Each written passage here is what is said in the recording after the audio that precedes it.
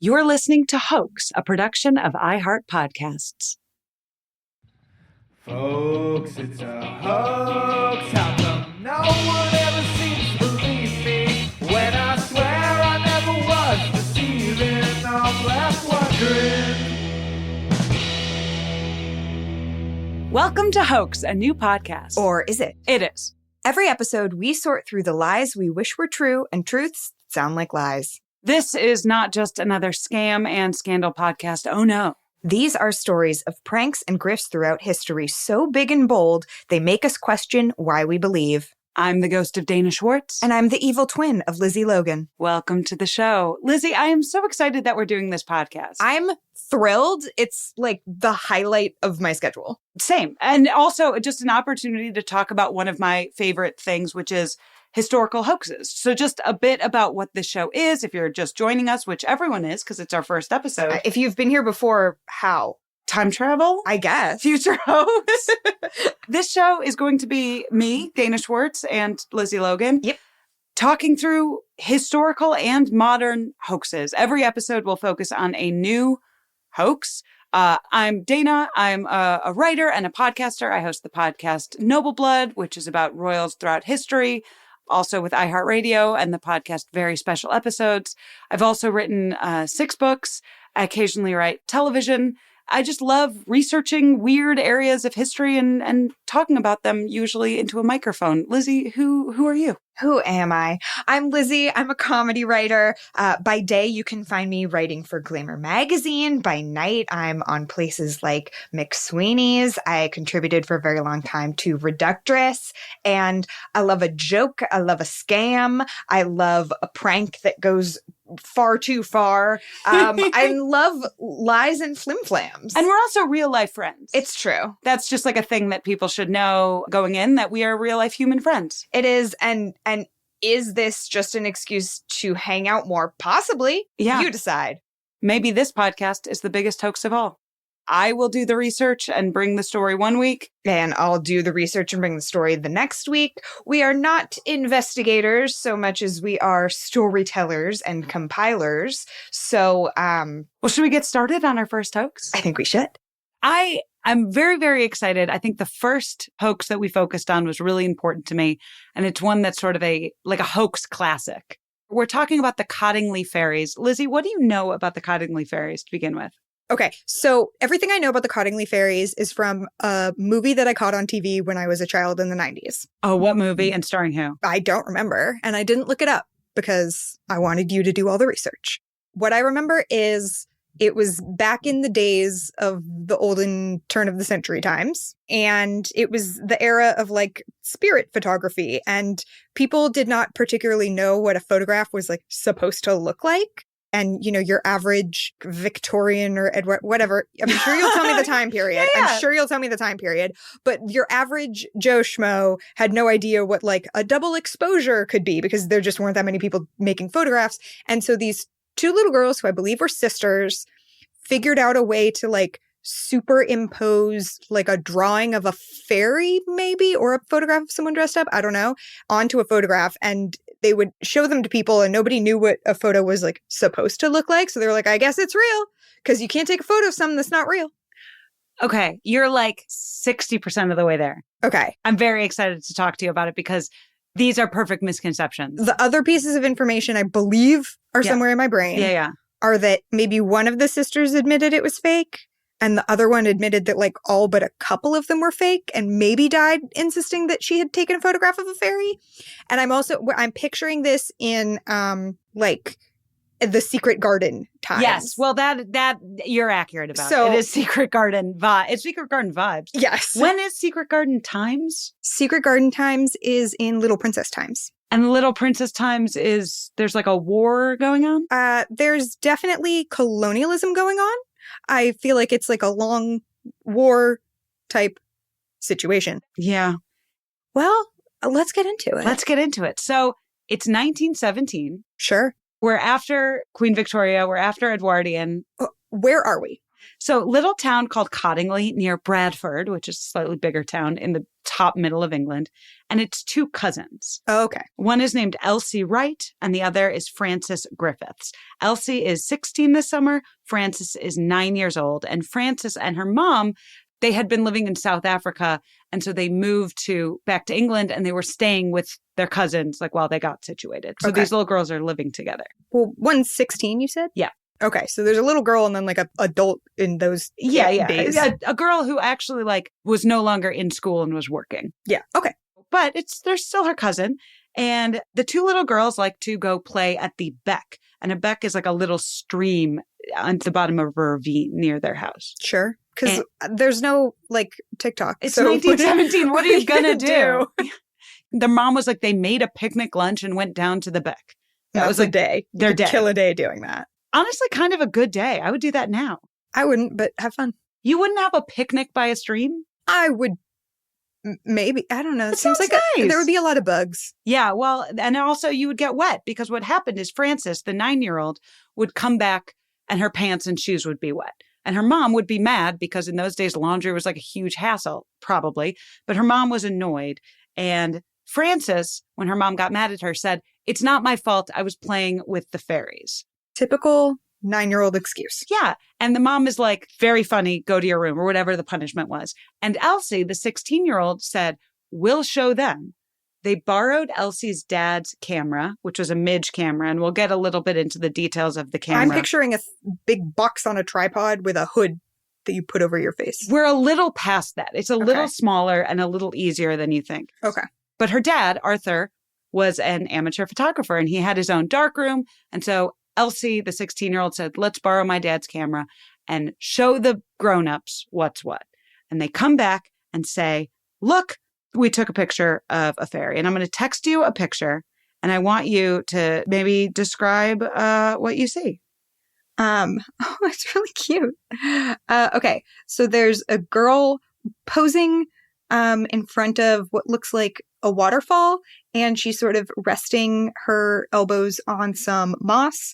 And right in front of her are 4 fairies who are little women with big butterfly wings. And the girl maybe has a flower crown. Yeah, that looks about right. And it says Alice and the Fairies, and it's dated July 1917. So it's actually Frances who's in this photo. We'll get to the name change a little later when they published the photos. It was for their anonymity to protect the innocent. But it's a photo that Elsie took of her cousin Frances on this Midge camera on photographic plates. It's not on film. This is just sort of the difference. It's kind of boring, but basically it's a light-sensitive mixture of silver salts coated on a thin glass plate. And then when light hits them, it imprints the image really quick. Sure. So it's not film, but it's not like one of those old giant cameras that requires a whole room. Okay. But they take this photo and they go back to the grown-ups and they're like, "See, we did see fairies." And the grown-ups' reaction is, "No, you didn't. That's very funny. How did you do that?" And that causes the girls to want to double down. They're like, "No, we did see fairies." And a few months later, they come back with a second photo. And I'm texting you the second photo now. See, this is the type of picture I would take. She's interacting with the fairy. This is the older girl. This is Elsie, the 16-year-old. And this is actually Elsie and a gnome. Yes. It is labeled Iris and the gnome. Yeah. And so it's like a meadow. And there's a woman in a hat and she is sort of leaning forward. She's sitting down, she's leaning forward, and there's like a little silly man who has a pointed hat and a ruff about his neck and I think a feather in his cap, and he also maybe has wings and he's doing like a little jig. Yeah, they're having fun. Yes. So at this point, they come back with this photo, and again, their parents are like, "Stop messing with the camera. We don't know how you're doing it," but the dad says, "Give me my camera back. You can't use it anymore." But Elsie's mom, Polly, kind of believes it a little bit. Polly is a little more woo-woo. She's casually a member of this thing called the Theosophical Society. Have you ever heard of that? No. I have a couple questions, but we can put a pin in them. Yeah, no, give me questions, please. So, okay. Do the adults ever think, well, why don't I go down to the beck and see for myself? Yes, and adults will continue to do that. but only children can see fairies. Oh, of course. I'm like actually a little embarrassed I had to explain that to you. I'm a stupid woman.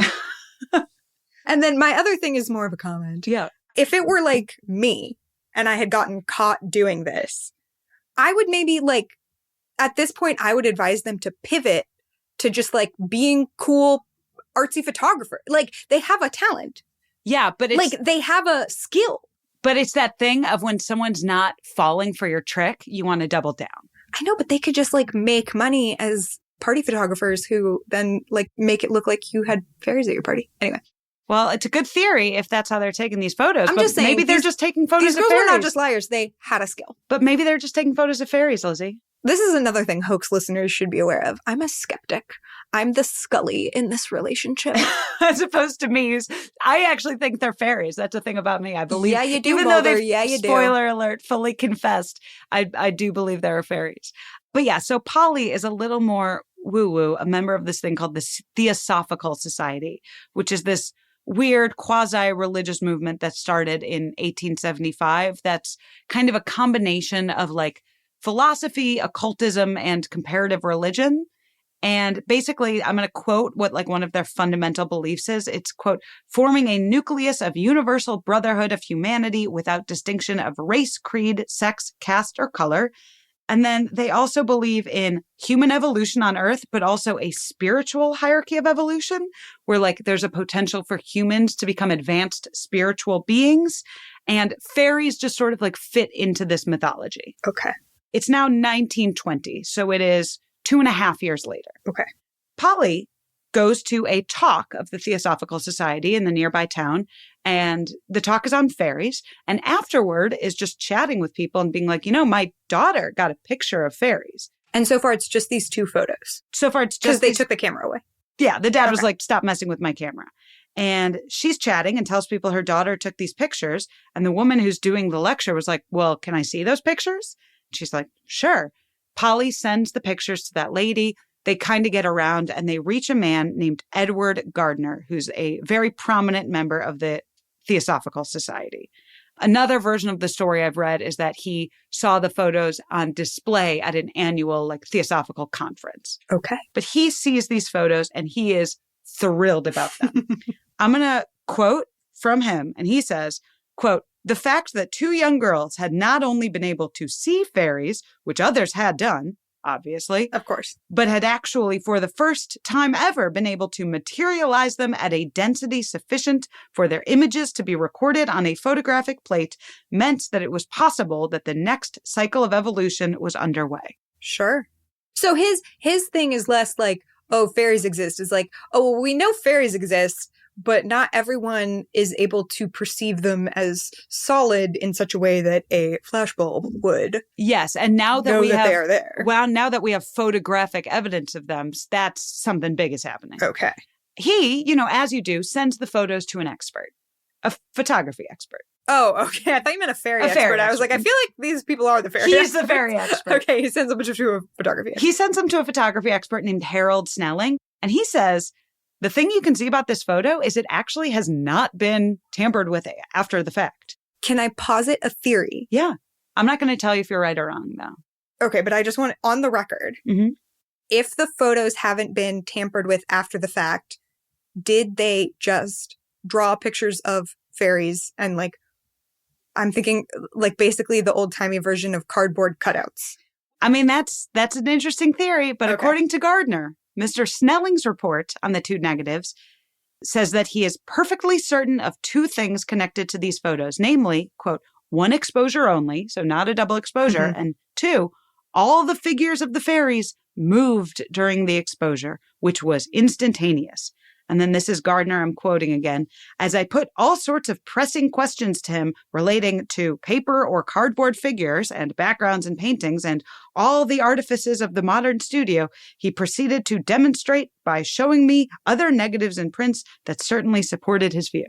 So they're okay, so I have the same brain as an old-timey skeptic. Yeah, but he's like, I don't know, they look like fairies to me. I don't know about it. Okay. Here's a key point. Gardner wants these photos that he can display when he's giving lectures.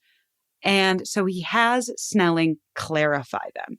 He basically has Snelling Photoshop them. And the photos that I showed you, basically anytime you ever see any of these photos, the ones that are online, because they are the ones that have been published, are ones that Snelling has clarified. Okay.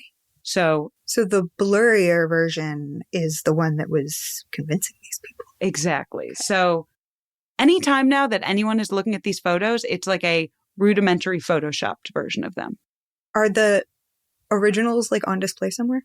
Not on display, but a museum does have them. So maybe they're on display. If you live near the Science and Media Museum in Bradford, I know they have a camera or 2 cameras that these girls used and some of the original negatives, and report back, because I am curious everything they have. Yeah, if you could take a pic and send it to hoaxthepodcast@gmail.com.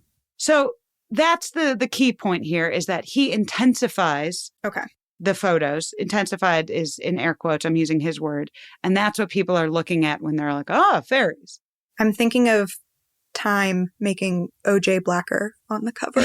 Yes. Being like, I'm just intensifying it. They're just intensifying the and image. You're like deeply changing the meaning of the image. So word of these photographs gets around the spiritualist community, which brings us to Sir Arthur Conan Doyle. Okay. Love this guy. You love this guy.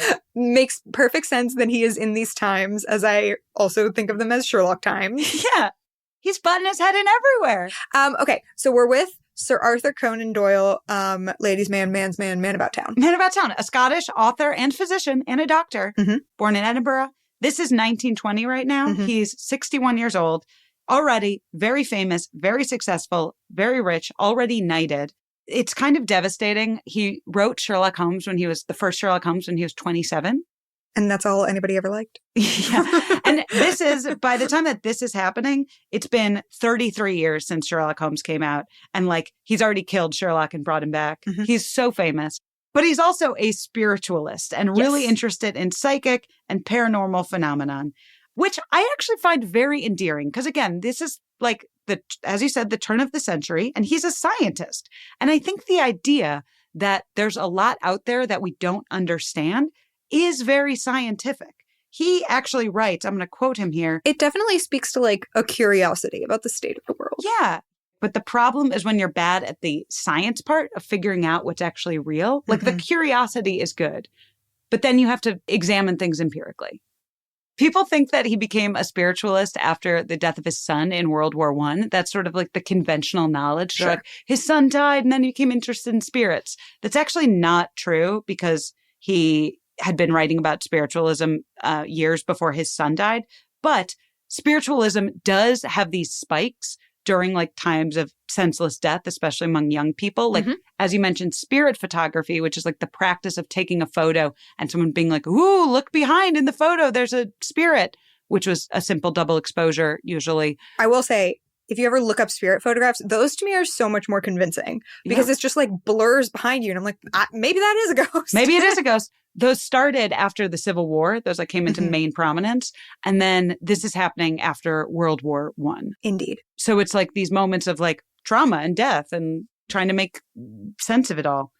But yeah, so even though he had been interested in spiritualism before, there are like a lot of tragedies happening around his life right now where you're like, I understand why this man wants to think there is life behind the veil, because his son Kingsley died in 1918 of pneumonia. His only brother, Inez, died in 1919. He had a bunch of sisters, but only one brother. And then in 1920, his mother, Mary, died. So it's like son, brother, mother, all quick succession. And then his dad did die earlier, but is another whole tragedy that I will get into later in the episode. So it's like, this man is dealing with sad stuff. Okay. And he sees these photos and he is delighted. And like Edward Gardner and like Lizzie Logan, he's like, I'm going to go get an expert opinion. And so Doyle goes to Kodak, the photo people. Oh my God. And a thing I've heard of. Yeah. And he says, quote, they examined the plates carefully and neither of them could find any evidence of superposition or other trick. On the other hand, they were of opinion that if they set to work with all their knowledge and resources, they could produce such pictures by natural means, and therefore they would not undertake to say these were preternatural. So basically, Kodak is like, we can't immediately see how this happened, but fairies aren't real and we could probably figure out how to do this. Right. There's like a lot of steps between these photos are real and fairies are real. Exactly.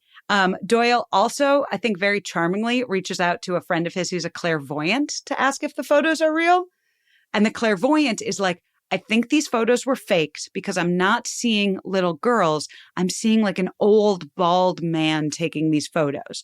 And Doyle's like, well, that settles that. Until Gardner's like, no, that's Snelling. That's the guy who clarified the photos. That's who the psychic is picking up on. So cross that off your list. That one is solved. That is how all of these fake psychics work. Yeah. Is that they say something so vague that it ends up making sense because it doesn't particularly mean anything. A foot washed up a shoe with some bones in it. They had no idea who it was. Most everything was burned up pretty good from the fire, that not a whole lot was salvageable. These are the coldest of cold cases, but everything is about to change. Every case that is a cold case that has DNA right now in a backlog will be identified in our lifetime. A small lab in Texas is cracking the code on DNA. Using new scientific tools, they're finding clues in evidence so tiny you might just miss it. He never thought he was going to get caught. And I just looked at my computer screen. I was just like, gotcha. On America's Crime Lab, we'll learn about victims and survivors. And you'll meet the team behind the scenes at Othram, the Houston lab that takes on the most hopeless cases, to finally solve the unsolvable. Listen to America's Crime Lab on the iHeartRadio app, Apple Podcasts, or wherever you get your podcasts. Kelly Harnett spent over a decade in prison for a murder she says she didn't commit. I'm 100% innocent. While behind bars, she learned the law from scratch. He goes, oh God, Harnett, jailhouse lawyer. And as she fought for herself, she also became a lifeline for the women locked up alongside her. You're supposed to have your faith in God, but I had nothing but faith in her. So many of these women had lived the same stories. I said, were you a victim of domestic violence? And she was like, yeah. But maybe Kelly could change the ending. I said, how many people have gotten other incarcerated individuals out of here? I'm going to be the first one to do that. This is the story of Kelly Harnett, a woman who spent 12 years fighting not just for her own freedom, but her girlfriends too. I think I have a mission from God to save souls by getting people out of prison. The Girlfriends, Jailhouse Lawyer. Listen on the iHeartRadio app, Apple Podcasts, or wherever you get your podcasts.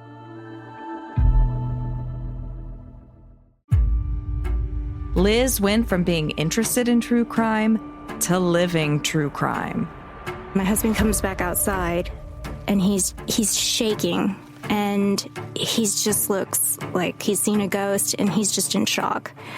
And he said, your dad's been killed. This is Hands Tied, a true crime podcast exploring the murder of Jim Melgar. Liz's mom had just been found shut in a closet, her hands and feet tied up, shouting for help. I was just completely in shock. Her dad had been stabbed to death. It didn't feel real at all. For more than a decade, Liz has been trying to figure out what happened. There's a lot of guilt, I think, pushing me. And I want answers. Listen to Hands Tied on the iHeartRadio app, Apple Podcasts, or wherever you get your podcasts.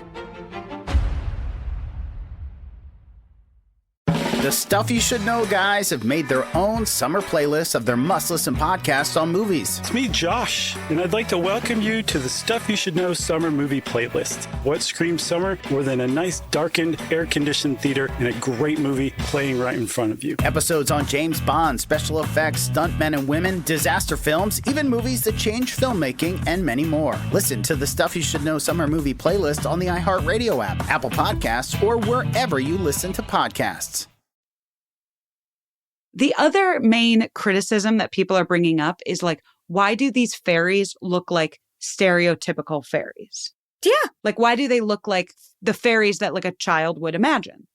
And the answer, at least Conan Doyle brings up as a theory, is that these fairies are, quote, thought forms, that they're manifestations of these children's imagination. And he has another theory maybe we're just right about how fairies look. Maybe our cultural knowledge of how fairies work comes because that's how fairies actually are. So that's his explanation. He says, if they are conventional, it may be that fairies have really been seen in every generation, and so some correct description of them has been retained. See, that's like using logic to back up something that is fairies. It's the reason that I think smart people sometimes are the most susceptible to like joining cons. cults and stuff. Yeah, because you can justify things in a smart way. Because that's like a pretty smart explanation, actually, I think. It's somewhat smart. I mean, the truly smart take would be like, yeah, these little girls made up these fairies. Well, that's what Conan Doyle kind of concludes. He basically says, it is clear that it was the character and surroundings of the children upon which the inquiry must turn rather than upon the photos themselves. Basically, like, experts can't look at these photos and definitively prove they were faked. So the question is, could these girls have taken those photos? And that brings us to, I think, the big headline reason why Gardner and why Conan Doyle fundamentally believed that these photos were real, which is a combination of like classicism and sexism. Because basically in a letter, Conan Doyle says... Because girls aren't smart enough to fake photos. Yeah. He says, quote, "We had certainly traced the pictures to 2 children of the artisan class," which means like their dad is working class, "and such photographic tricks would be entirely beyond them." Conan Doyle basically is like, well, Snelling looked at these pictures and he thought they were real. So how could 2 little girls from a village have the plant and the skill to turn out a fake, which could not be detected by an expert in London? And also, it was they said it was the first photo the girls had ever taken. So they're like, they couldn't do it. Yeah, people don't want to believe that they've been duped. Yeah. Also, people don't like to believe that young girls are capable of things. I mean, #believe women, but not when they talk about fairies. Well, there's also the idea, as you said, that she had just drawn these fairies on cardboard and stuck them on the ground. People go to look at Elsie's art because guess what? Everyone's like, Elsie's really artistic. She's always drawing a lot. Sure. She studied at a local art college. Okay. But Doyle wrote, quote, "While she could do landscapes, the fairy figures which had attempted in imitation of those she had seen were entirely uninspired and bore no possible resemblance to those in the photographs." And then later a journalist will come to investigate and he'll say, quote, "As to whether she could have drawn the fairies when she was 16, I am doubtful. Lately, she has taken up watercolor drawing, and her work, which I carefully examined, does not reveal that ability in a marked degree, though she possesses a remarkable knowledge of color for an untrained artist." So a little bit of condescension. She's good at colors. This is so like the level of investigating they do on like a TV show. I'm going to send you a quote from Sherlock Holmes, from Arthur Conan Doyle. This was his sort of conclusion.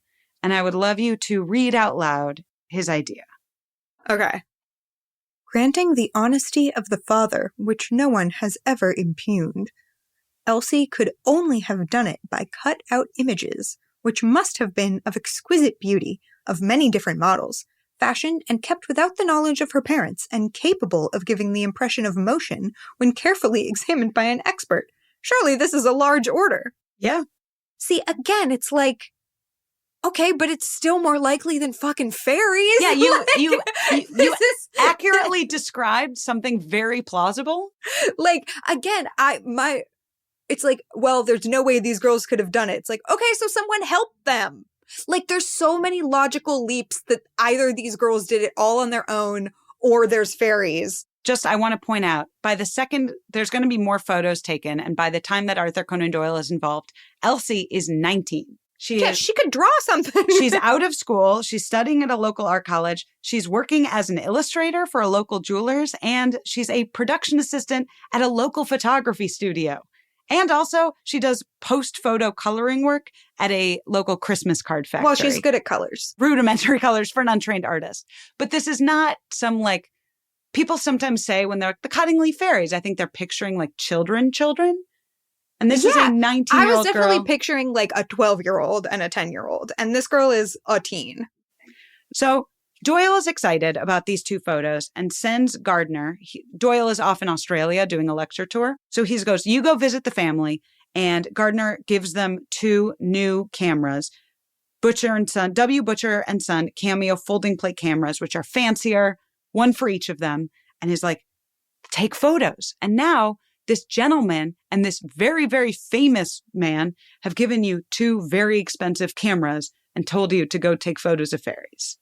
Okay, at what point can the 19-year-old not see fairies anymore, though? Because only kids can see fairies. Everybody knows that, Dana. Lizzie, that is such a good point, and I'm so glad you brought this up, because as Gardner is describing this to Doyle, he says, quote, "But 2 children, such as these are rare, and I fear now that we are late, because almost certainly the inevitable will shortly happen. One of them will, quote, fall in love, and then, hey, presto." Hey, presto, she can't see fairies Well, no I'm more. like, is he implying that if you have sex, you can't see fairies? Can only virgins see fairies? Obviously.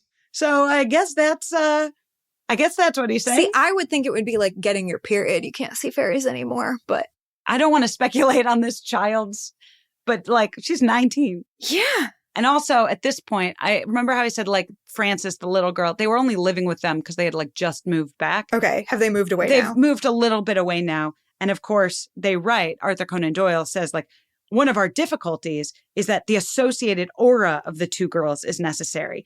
Quote, "This joining of auras to produce a stronger effect than either can get singly is common enough in psychic matters. And so we need the combined power of both the girls to see the fairy." That actually does make sense to me, because I don't know if you know this, but you and I, Dana, when we get together, we are so stupid that we cannot figure out how to use a slot machine or find a car. That is completely accurate. Our combined auras are dumb as hell. Dumb as hell. Well, so now that Elsie is 19, she goes to, with these brand new cameras, and takes 3 more photos for Sir Arthur Conan Doyle and Gardner. And I just sent you 2 of the photos.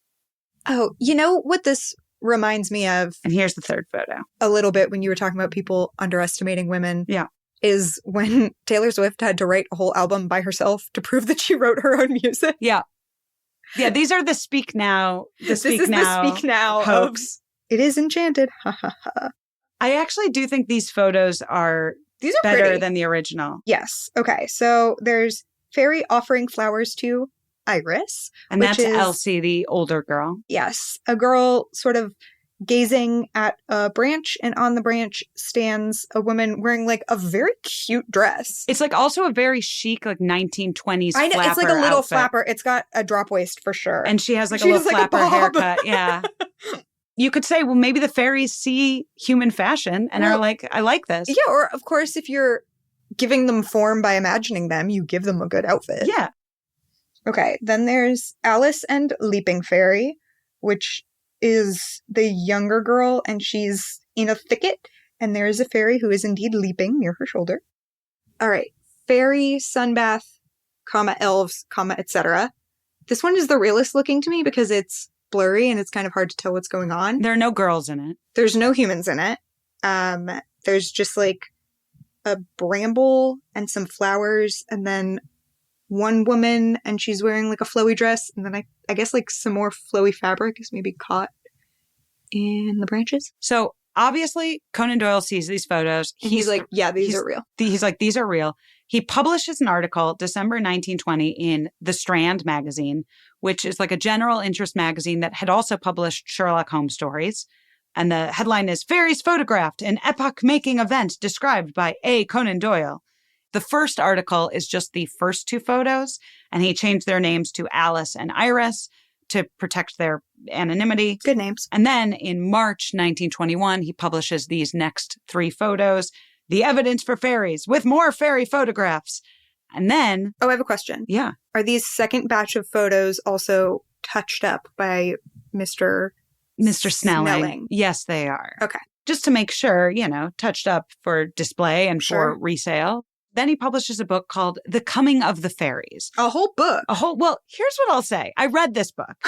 You're a good woman, Dana. No. It's a very, very short book. Okay. And also, you're like, man, you could just write a book so fast, because this book is very short. B, a big old chunk of it is just the full text of the article he wrote for The Strand. And then also a lot of this book is just letters from Gardner. And then part of this book is a full article that someone else wrote criticizing the fairies. And then he was like, this is an accurate critique, which is like a good... But criticizing the existence or being like, these fairies aren't very good role models? Criticizing the photos, saying the photos are a hoax, basically. Okay. Like he was... That's who I want to hang out with. Yeah, he was giving... The book, The Coming of the Fairies, does do the both sides thing. Okay. But so it also has this long article by someone kind of pointing out that it possibly is a hoax, but that Conan Doyle was like, these are fair points. And then at the end is just a lot of letters from people saying, like, I've also seen fairies. So it's like he wrote a book, but like he wrote a book. Okay. It's more like the collected works of people who believe in fairies. It's and more one just person like, who doesn't. It's more just like a research dossier for this episode. Fantastic. It was very helpful. But yeah, so he writes this book. And basically, at the end, even with his like just asking questions vibe, he clearly thinks they're fairies. Team fairies. But he does say, quote, I do not myself contend that the proof is as overwhelming as in the case of spiritualistic phenomena. And so he's like, there's other proof that's better. It's like ghosts for sure, fairies probably. Far from being resented, such criticism, so long as it is earnest and honest, must be most welcome to those whose only aim is the fearless search for the truth. Just asking questions. The response to Sir Arthur Conan Doyle publishing a book about fairies and an article about fairies is not entirely positive. Instead, I'm going to show you a political cartoon that I would love you to describe. Okay. This political cartoon. It's a old man, I guess, Arthur. That is Arthur Conan Doyle. Okay. So he's very large and he's sitting on a stool and he has smoke about his head. He has his head in the clouds. And he has shackles on his ankles and the chain is being held by a guy in like a robe and he's smoking a pipe and he has an intense widow's peak. And I don't know, Satan? He's Sherlock Holmes, my friend. Poor Sherlock Holmes has to be shackled to this dodo.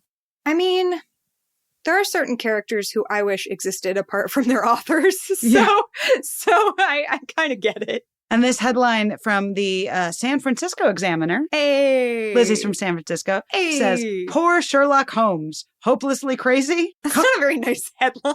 Conan Doyle, who has been victimized by transparent spirit frauds, now offers photographic evidence that fairies really exist, just like the storybooks. Hey, listen, there's authors I wish would stop listening to certain crazy people. I mean, the public response is not, oh my God, fairies are real. It's, look at this stupid author. Yes. People are mostly embarrassed and making fun of Doyle. Sure. Which I do think is... Point public. Yeah. And I think is also an important point in hoaxes that we think if someone said, Cottingley Fairies, oh, what a hoax. They are like, oh, they fooled the world. But that's really not the case. They just fooled some people. Sure. And that happens all the time. And the one article that I told you that Conan Doyle in his own book published like a very long article critique, and it ended with a really good burn, which is, knowing children and knowing that Sir Arthur Conan Doyle has legs, I decide that the Miss Carpenters have pulled one of them. Cute. Carpenters was also like the name that he changed from for his article. And the London newspaper Truth wrote, for the true explanation of these fairy photographs, what is wanted is not a knowledge of occult phenomena, but a knowledge of children. So it's kind of like you said right at the beginning. One guy, Major John Hall Edwards, who was a photographer and a pioneer of medical x-ray, was like, I have no hesitation in saying these photos could have been faked. And also, it's dangerous because putting such absurd ideas into the minds of children will result in later life in, quote, manifestations and nervous disorder and mental disturbances. So he's taking it even a little far. I have a question. Yeah. Are the girls at this point, are they like getting rich off of this? Like, No. What are they getting out of this other than they're, I would assume, having fun duping people? No, what they're getting out of this is annoyed. The main reporter who wrote this long takedown comes to Elsie's job, and to quote the article, he says, like her parents, she just said she had nothing to say about the photographs and, singularly enough, used the same expression as her father and mother. I am fed up with the thing. So, journalists keep coming to them, and they're just done. And also no money, because Arthur Conan Doyle did write when he first heard about the photos, he wrote separately to Elsie, the older girl, and her dad, and sent Elsie a book, which like she loved and was like really honored by. And he said, can I buy the negatives? And the dad just gave it to him for free because he's like, okay, if this is like a prank my daughters are doing, I don't want to benefit financially. Like, we're not trying to hoax anyone. We're not trying to scam anyone. And if fairies are real, then like we don't want to profit from that. So they just gave the negatives for free. So the girls are getting nothing except annoyed and embarrassed at school. If you're not even making money, like, just say you lied. Like, just give it up, you know? Well, like, we're going to get to the later legacy, but I want to take one brief, tiny detour back to Arthur Conan Doyle's dad. Okay. I mentioned that there was a tragedy. Yes. His Did dad, a fairy kill him? His dad, Charles Altman Doyle, was an illustrator, and he went to a, quote, lunatic asylum. He was an artist that, like, drank himself into oblivion and was in and out of asylums, died in a lunatic asylum in 1893. But he was always, even by the time he was institutionalized, drawing mythical creatures, including fairies. Okay. And did they look like these fairies? They did, kind of. I mean, because kind of this is just like how people draw fairies. Just also. stereotypical fairies. But people, I think, like to make something of the fact that, like, Doyle's poor, mad father had seen fairies, and now Doyle is, like, really trying to convince the world that they were real. And there's an article from Lapham's Quarterly, like a very short article, but at the end of that talks about Arthur Conan Doyle's dad. And at the end, it says, I'm no Doyle expert, but here's where my mind goes. Conan Doyle's belief in fairies was an act of revelation and forgiveness, a veiled acknowledgement of his father's secret world. That's so sweet that he didn't want to. He was like, my dad wasn't crazy. He just saw these things no one else could see. It's so sweet. And like, if we were making a biopic and like Benedict Cumberbatch, like I think like starring Benedict Cumberbatch, there'd be the scene where like he's reading the criticisms of everyone being like, Doyle is an adult, like fairies aren't real. And then he like goes to visit his dad in the asylum and sees the fairy drawings. It's sweet, but I don't actually think it's true because his dad died 25 years before this. So, and he also like was never close with his dad and like didn't have a relationship with his dad. So maybe. Well, maybe. Here's what I'll say. Yeah. If you go to the Moulin Rouge in Paris and you drink absinthe, you can see a fairy. And she is Kylie Minogue. And she is Kylie Minogue. And these are sort of Kylie Minogue genre fairies. They could totally be played by Kylie Minogue. So later, after all this, Conan Doyle, writes his articles.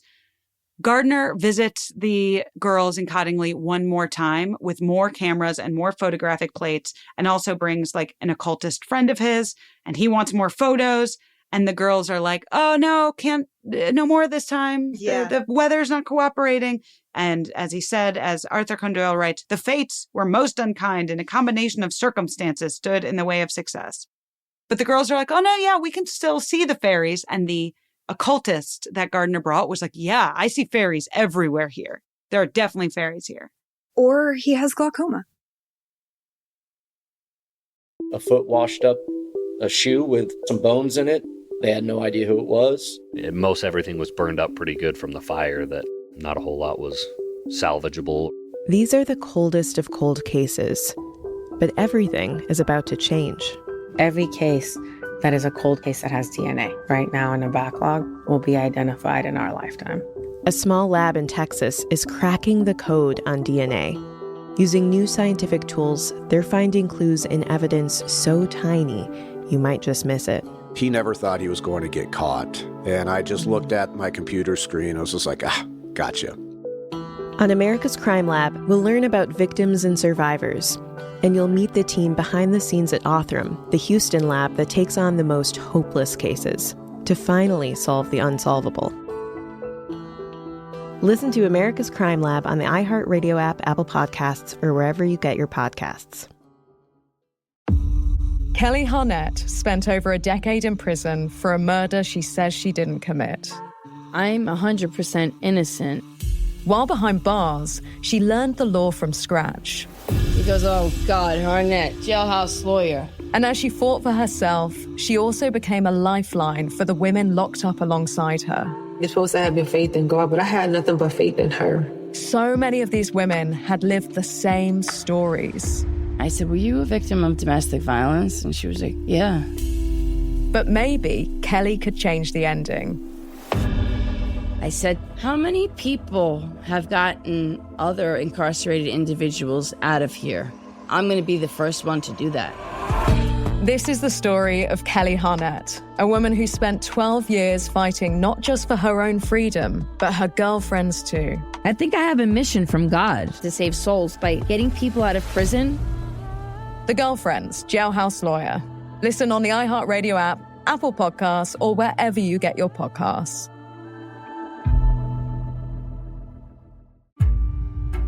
Liz went from being interested in true crime to living true crime.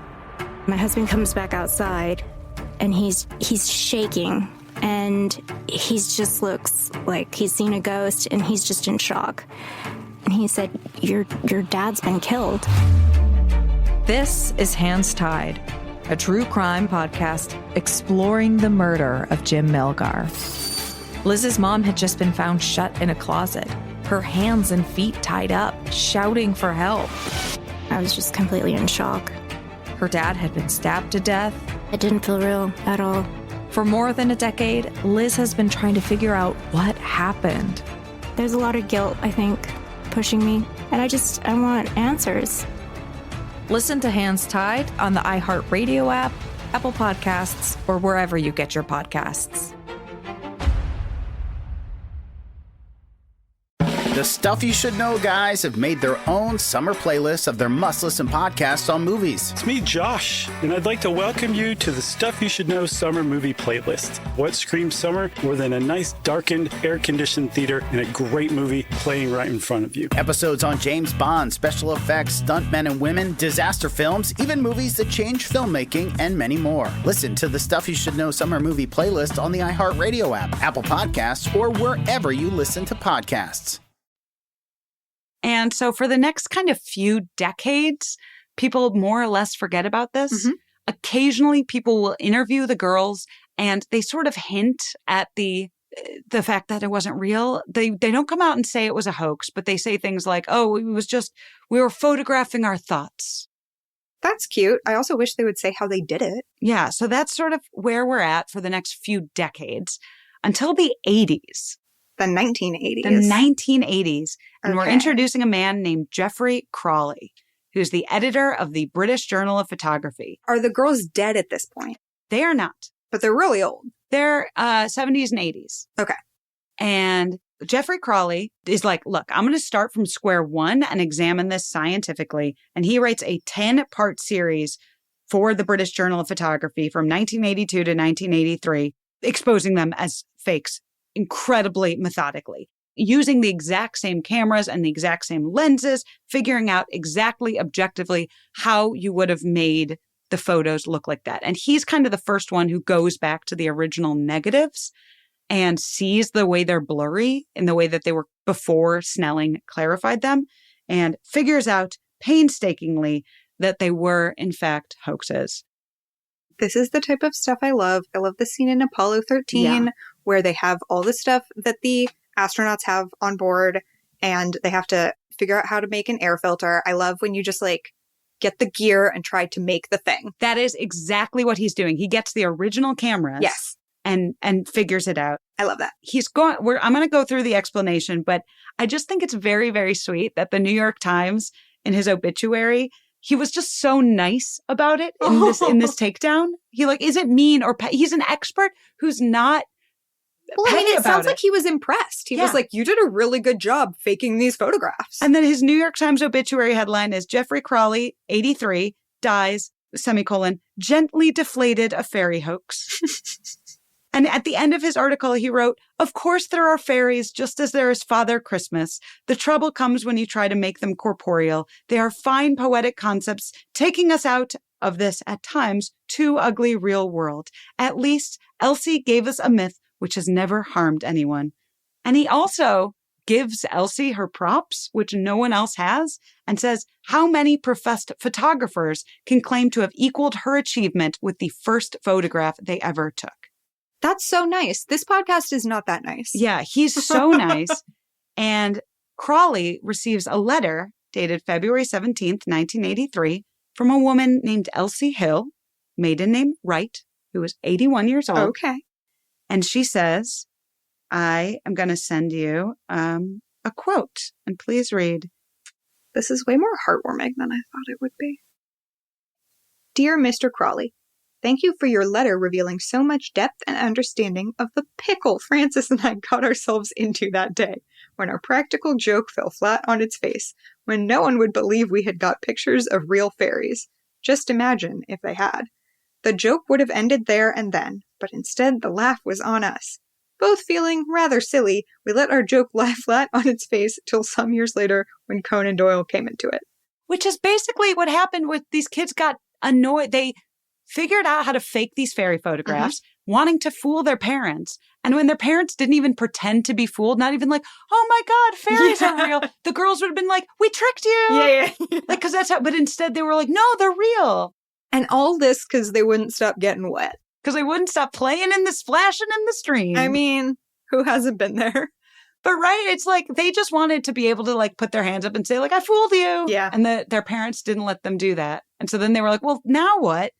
The answer, which you figured out right away, is she was a really good artist, and she just copied fairies from a book onto cardboard, drew them, and used hat pins to plant them around the girls. And then they maybe wiggled in the wind and suddenly the fairies were flying. And also the originals were blurry. The negatives were later clarified. So when people see movement, they're probably like seeing things that are kind of confusing. Mm-hmm. And what's also kind of happening is like, it's a simple trick that then is layered on this clarification. So like even experts are like, oh, well, it kind of looks weird in a way I can't quite put a finger on. To be clear, if you haven't looked these up yet, they look extremely two-dimensional. Yeah. They do not in any, like, if you had made a little like figurine, it would have more depth and shadowing. Yes. They look like pictures but that someone scanned. People, it's a classic case of people believing what they want to believe. Sure. This situation where I think people today, like the fallacy that people in the past were dumb. And that like we look at these photos and you're like, oh, it's so obvious they're two-dimensional. Mm-hmm. But if you have this religious worldview and these photos validate that worldview, you're going to want to see the evidence of that. But she just used hat pins and then threw it all in the stream. And I also want to point out that something that you said at the beginning of this episode, which is true to some degree, which is like, well, cameras were kind of new. So people just saw a picture and were like, that's real. Yeah, yes, to some degree. But I guess now like people just believe AI slop on Facebook no matter what. But also the idea that like people were rubes about cameras is also kind of a misconception because double exposure was like a known thing. Like in advertising, cameras were being advertised for their abilities to take trick photographs. Like it was a known thing that you could do. I am wrong. No, it's a nuanced thing because also people aren't monoliths. Some people are gullible. Some people aren't. I mean, there is that quote that's like any sufficiently advanced technology would be indistinguishable from magic. Yeah. The one little... I still think everyone who believed this is stupid, though. The one little like fun tidbit that I do love is that the illustrations that Elsie copied were from a popular children's book called Princess Mary's Gift Book. And sounds really good. It's like an anthology of stories for children with illustrations. And one of those stories in the anthology book was by a Mr. Sir Arthur Conan Doyle. Oh my God, he didn't even recognize If he had bought that book, he would have been like, hey, if he had read his own book. See, this is in the Sherlock version of this. That's how someone would convince him. Be like, you stupid man, this has been on your shelf the entire time. He never read it because it was for girls. Because it was dumb and for girls. So what had happened, like we said, was like these girls wanted to fool their parents. Mm-hmm. When their parents weren't fooled, they got mad and they doubled down. And then this like really rich, famous, impressive man came to them and they were 16 and embarrassed and didn't know what to do, felt like they were in too deep. And also when the articles come out, people are like making fun of them. And Elsie and Francis get together and they decide that they're going to wait until Conan Doyle and Gardner die before they tell anyone. And okay. Because they felt bad. Okay. Literally in the letter that Elsie wrote to Crawley. She goes, I was also feeling sad for Conan Doyle. We had read in the newspapers of his getting some jarring comments, first about his interest in spiritualism, now laughter about his belief in our stories. He had recently lost his son in the war, and the poor man was probably trying to comfort himself with unworldly things. So they just feel bad for him. So they decide that they're going to wait until they die before they tell the story. Conan Doyle dies in 1930 when he's 71. Gardner, the Theosophist, doesn't die until he's 99 years old. Literally almost 100 until 1969. Dang. We went to the moon in 1969. But they don't reveal themselves afterward. They wait another decade. They wait. Basically, it's this awkward thing where then Elsie wants to confess and Frances doesn't want to disenchant her daughter and then granddaughter because they believe in fairies. But they're giving, and also people kind of just don't have interest at this point. So they don't want to do some big expose. In 1982, Frances talks privately to this man named Joe Cooper for a series in The Unexplained. And then without Frances's permission, he publishes it as the confession. And then Frances admits in the Times of London the hoax. But Frances, who was the younger girl at the time, you were entirely correct. She maintained until the end of her life that she did see fairies, and actually that the last photo, that sort of one that you found the most convincing, that mysterious blurry photo, does show real fairies. And she says that she took it. Well, okay. And Elsie, the older girl, says all of the photos were faked, and also she took the last photo. And they both might be right, because Crawley, the investigator, thinks that one was a double exposure. Oh, that so they accidentally, they each took half a photo. photo. That was his theory. So, I mean, Frances dies in 1986. Elsie dies in 1988. There's a very charming segment on Antiques Roadshow where Frances's daughter and granddaughter bring in the original camera and photos and are like, yep, our mom and grandma believed till the end of her life that she saw fairies, which is sweet. The National Science and Media Museum in Bradford, which I mentioned, has the original prints and 3 cameras and letters and watercolor sketches of fairies. So if you live near there, visit it and let us know. There are a few takeaways from this that I just want to kind of point out. First, the thing that we sort of established is that we think people are dumb in the past, but they're not. Some people are gullible. Some people aren't always. But the reason that this hoax has stood... To be fair, can I just say? Yes. I do believe people were dumb in the past. I just also think they're dumb now. That's very fair. Thank you. So that's what I mean. Thank you for that clarification. Yeah. Okay, continue.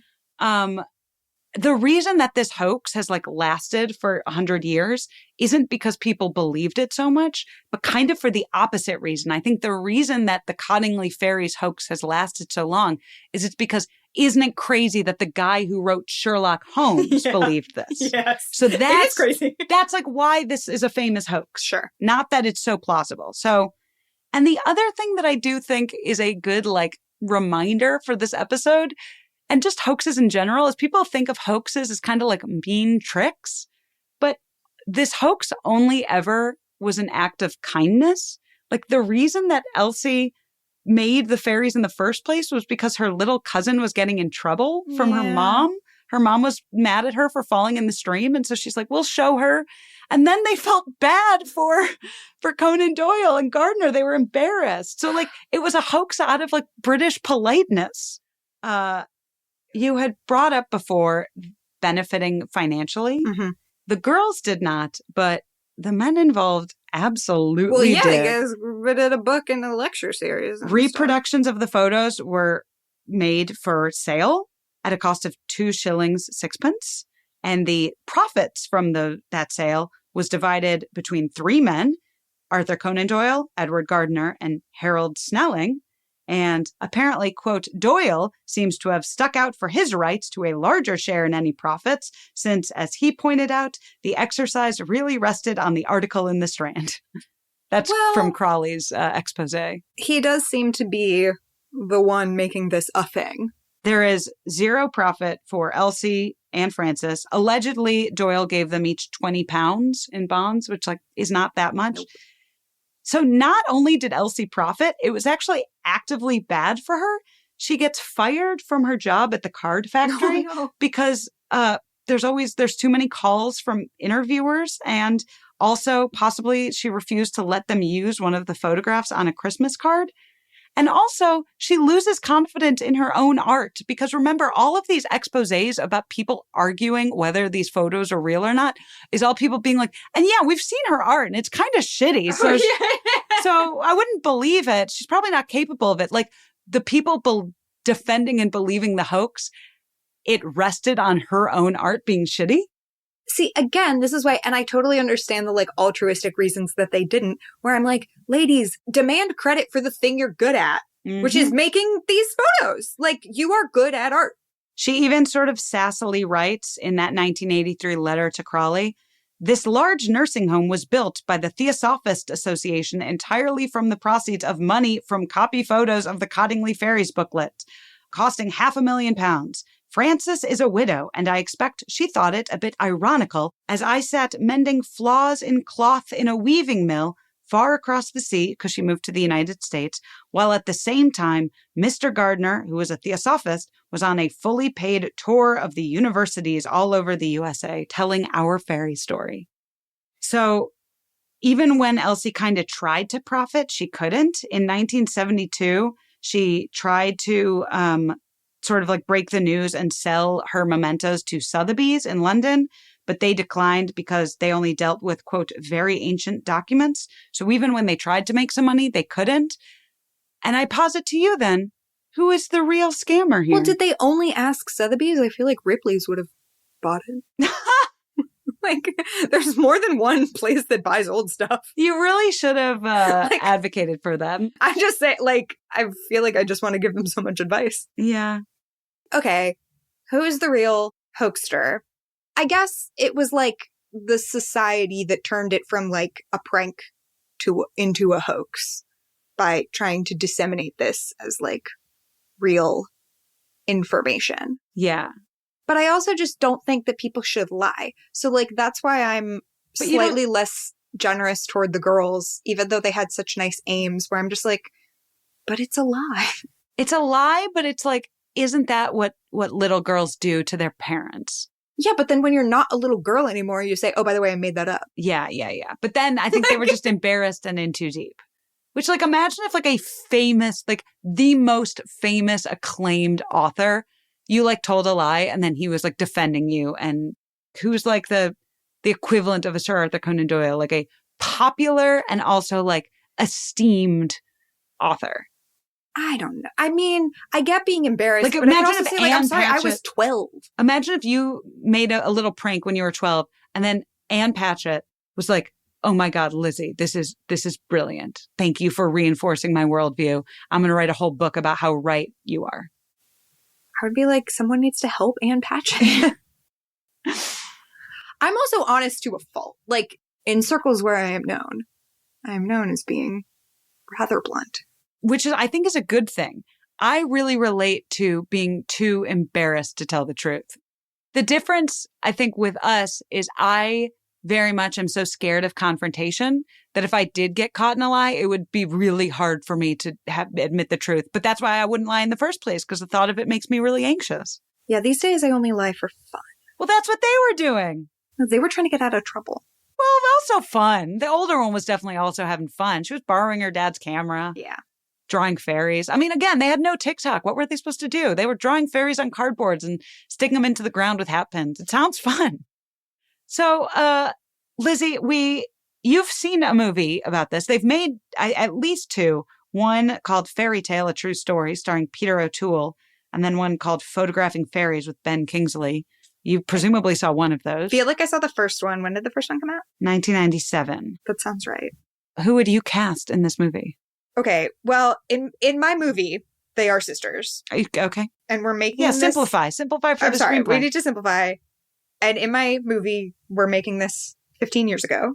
And it's like it's a modern, like a not not Secret Garden Times. No, it is Secret. What I'm trying to say is the Fanning sisters, but I need them to be younger. Oh, that's great. So yeah. Like I made this movie 15 years ago. I set it in Secret Garden Times. I made both the girls young, and I cast the Fanning sisters. I'm casting young. If we can do young, I'm casting young Kirsten Dunst as the older sister. Cute. Because I think that era Kirsten Dunst is kind of perfect for this. Yes. Who else? You need a Gardner and you need an Arthur Conan Doyle. And I need a Snelling. I'm doing a Conan Doyle as Benedict Cumberbatch as a Sherlock nod. I feel like Kristen Wiig as Polly. Yeah, like a little kooky. Like she's like, I don't know, maybe. John C. Reilly as Snelling. Sure. John C. Reilly as Snelling. Kenneth Branagh as Sir Arthur Conan Doyle. Oh, that's good. That's good. And yes, I lifted that from his Poirot, but it worked.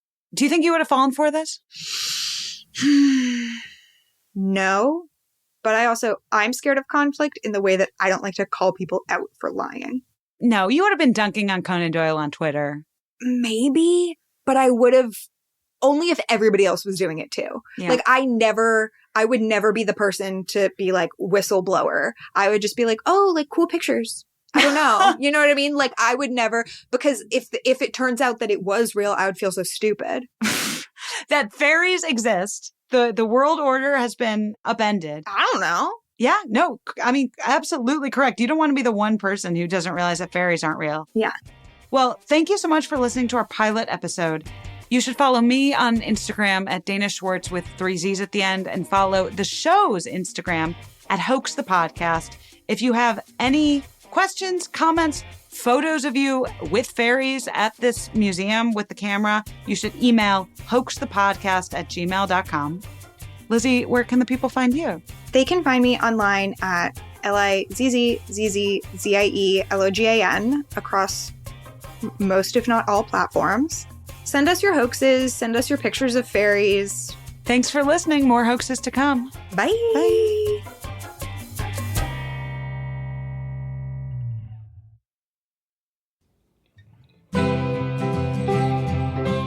Hoax is a production of iHeart Podcasts. Our hosts are Dana Schwartz and Lizzie Logan. Our executive producers are Matt Frederick and Trevor Young, with supervising producer Rima El Kayali, and producers Noam Griffin and Jesse Funk. Our theme music was composed by Lane Montgomery. For more podcasts from iHeartRadio, visit the iHeartRadio app, Apple Podcasts, or wherever you get your podcasts. Thanks for listening.